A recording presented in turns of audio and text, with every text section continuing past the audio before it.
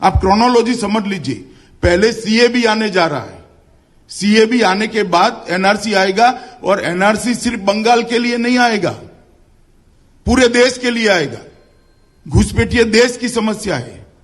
बंगाल चूंकि border state है तो बंगाल के लिए ज्यादा एक्यूट समस्या है, परंतु पूरे देश की समस्या है। तो पहले सीएबी आएगा, सारे शरणार्थियों को नागरिकता दिया जाएगा, तो स्वाभाविक रूप से एनआरसी से उनको भय रखने की जरूरत नहीं। हेलो दोस्तों, तो ये है अचल पथ और आज मैं लेकर आई हूं आप लोगों के लिए बहुत ही खास मुद्दा जिसका नाम है CAA, यानी कि एक ऐसा मुद्दा जिसे लेकर विपक्षी पार्टियां बौखलाई हुई हैं, तो वहीं बीजेपी इससे अपना फायदा देख रही है। लेकिन अब हम ये जानेंगे कि आखिर क्या है CAA, इससे किसे क्या फायदा होने वाला है और आखिर क्यों विपक्षी पार्टी इसका समर्थन नहीं कर रही है, जमकर विरोध करे जा रही है, और क्यों बीजेपी ने इसे चुनाव के टाइम पर ही लागू किया। ये तो काफी टाइम से चला आ रहा था, ये पहले भी लागू हो सकता था। ऐसे कई ऐसे सवाल हैं जो कि विपक्षी पार्टियां बीजेपी पर खड़ी कर रही हैं। चलिए जानेंगे ये पूरा मुद्दा, लेकिन उससे पहले अभी तक आपने सब्सक्राइब नहीं किया है तो फटाफट सब्सक्राइब कीजिए, क्योंकि मैं और भी वीडियोस ऐसे आप लोगों के लिए लाती रहूंगी। बात करते हैं कि केंद्र की मोदी सरकार ने नागरिकता संशोधन कानून का नोटिफिकेशन जारी कर दिया था। बता देते हैं कि लोकसभा चुनाव से पहले केंद्र सरकार का यह बड़ा कदम है। इसके तहत अब 3 पड़ोसी देशों के अल्पसंख्यकों को भारत की नागरिकता मिल सकेगी। इसके लिए उन्हें केंद्र सरकार द्वारा तैयार किए गए ऑनलाइन पोर्टल पर आवेदन करना होगा। उधर केंद्र द्वारा अधिसूचना जारी किए जाने के बाद दिल्ली, उत्तर समेत कई राज्यों में सुरक्षा बढ़ा दी गई है। दरअसल 2019 के लोकसभा चुनाव से पहले बीजेपी ने CAA को अपने घोषणा पत्र में शामिल किया था और इसे पार्टी ने बड़ा मुद्दा बनाया था। गृह मंत्री अमित शाह हाल ही के अपने चुनावी भाषणों में कई बार नागरिकता संशोधन कानून या फिर CAA को लागू करने की बात कर चुके थे। उन्होंने ऐलान किया था कि लोकसभा चुनाव से पहले इसे लागू कर दिया जाएगा। अब केंद्र सरकार ने इसके लिए नोटिफिकेशन जारी करते हुए इसे लागू कर दिया है। CAA के तहत मुस्लिम समुदाय को छोड़कर 3 मुस्लिम बहुल पड़ोसी मुल्कों से आने वाले बाकी धर्मों के लोगों को नागरिकता देने का प्रावधान है। केंद्र सरकार ने CAA से संबंधित एक वेब पोर्टल तैयार किया है। बता दें कि 3 मुस्लिम बहुल पड़ोसी मुल्कों से आने वाले वहां के अल्पसंख्यकों को इस पोर्टल पर अपना रजिस्ट्रेशन कराना होगा और सरकारी जांच पड़ताल के बाद उन्हें कानून के तहत नागरिकता दी जाएगी। इसके लिए बांग्लादेश, पाकिस्तान और अफगानिस्तान से आए विस्थापित अल्पसंख्यकों को कोई दस्तावेज देने की जरूरत बिल्कुल भी नहीं है। बात कर लेते हैं साल 2019 की, तो 2019 में नरेंद्र मोदी की अगुवाई वाली केंद्र सरकार ने नागरिकता कानून में संशोधन किया था और इसमें अफगानिस्तान, पाकिस्तान और बांग्लादेश से 31 दिसंबर 2014 से पहले आने वाले 6 अल्पसंख्यकों यानी कि हिंदू, ईसाई, सिख, जैन, बौद्ध और पारसी को भारत की नागरिकता देने का प्रावधान किया गया था। नियमों के मुताबिक नागरिकता देने का अधिकार केंद्र सरकार के हाथों में ही होगा। नागरिकता देने का अधिकार पूरी तरह से केंद्र सरकार के पास है। पड़ोसी देश अफगानिस्तान, बांग्लादेश और पाकिस्तान के हिंदू, सिख, जैन, पारसी, बौद्ध और ईसाई समुदाय से आने वाले प्रवासियों को भारतीय नागरिकता देने के लिए 1995 की नागरिकता अधिनियम में संशोधन किया गया है।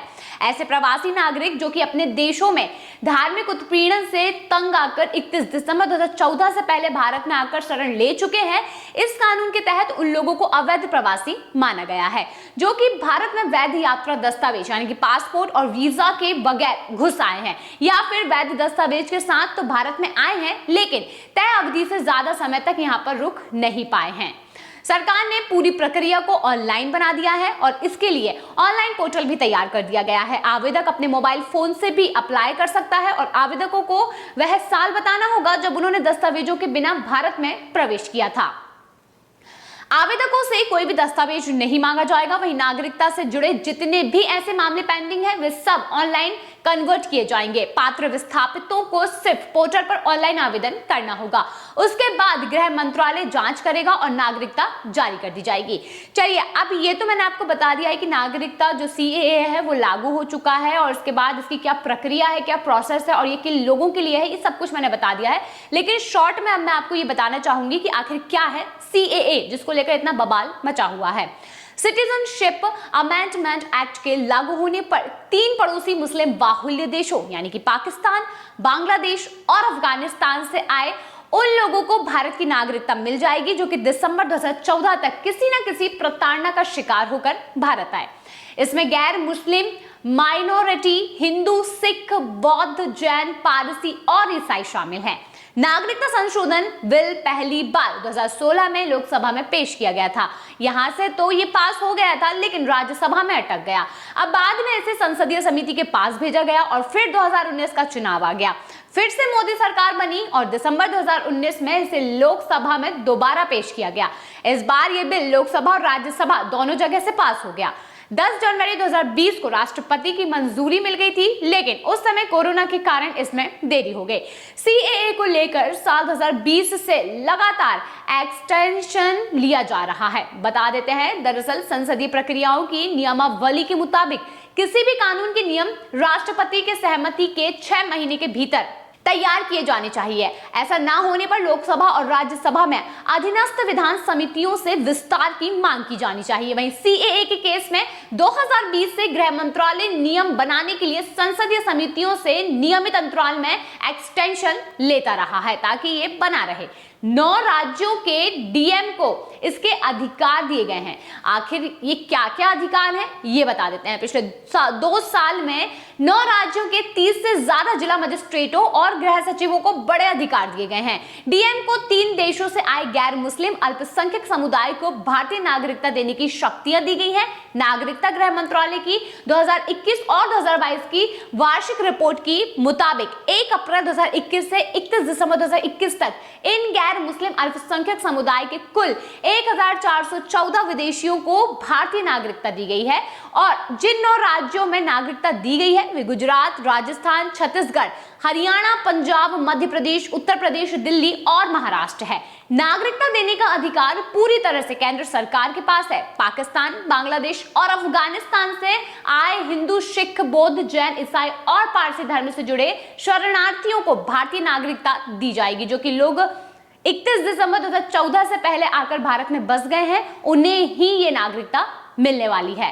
अब आपको बता देती हूं कि सीएए लागू होते ही मानो हड़कंप समझ गया, क्योंकि आप देख रहे हैं चुनाव का समय है और राजनीति सरगर्मियां पकड़ती जा रही हैं। और इसी राजनीति का फायदा उठाते हुए जहां पर सीएए जो कि पहले से लागू होने वाला था, उसके लागू होने के बाद विपक्षी पार्टियां इसे मुद्दा बनाकर लगातार एक के बाद एक बयानबाजी करती हुई नजर आ रही हैं। ऐसे लेकर कई ऐसे नेता हैं जिन्होंने सख्त कार्रवाई और सख्त इसे मनाही की है, यानी कि उन्होंने बिल्कुल समर्थन नहीं किया है और साफ ये कह दिया है कि ये सिर्फ एक चुनावी रणनीति है और जिसकी वजह से ये लागू किया गया और जिससे शायद हो सकता है कि किसी को कोई फायदा ना हो और आगे जाके इससे कोई नुकसान हो।